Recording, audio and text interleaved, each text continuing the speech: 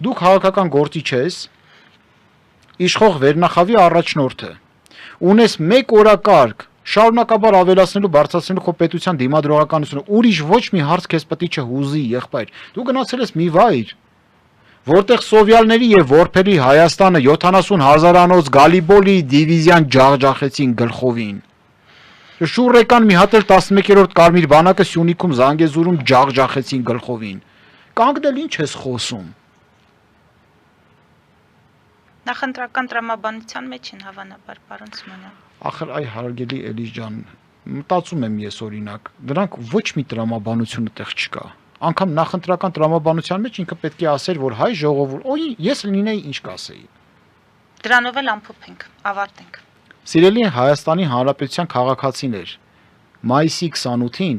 Հայաստանի Հանրապետության տոնը հայ ժողովուրդը լինելով զրկված բոլոր տեսակի բարիքներից, ցավի, տառապանքի եւ արհավիրքների գեհենի մեջով ընթանալով հանդերձ, կարողացավ իր ներսում ուժ գտնել, ծնել հրամանատարների, որոնք կարողացան մարտն առաջ տանել, կամքն ու ոգին դրոշակ դարձրած, դուրս եկան տերությունների դեմ եւ հաղթեցին։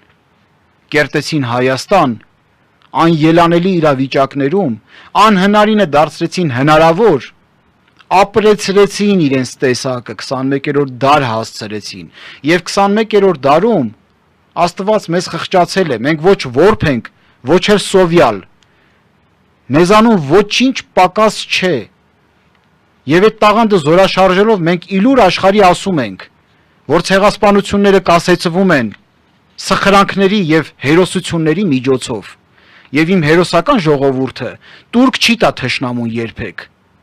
Միտված ենք դեպի խաղաղություն, բայց արժանավայել խաղաղություն, եւ ես խոստանում եմ մեր բոլոր հարևաններին, որ մենք պատրաստ ենք արժանավայել եւ վայելուչ խաղաղության,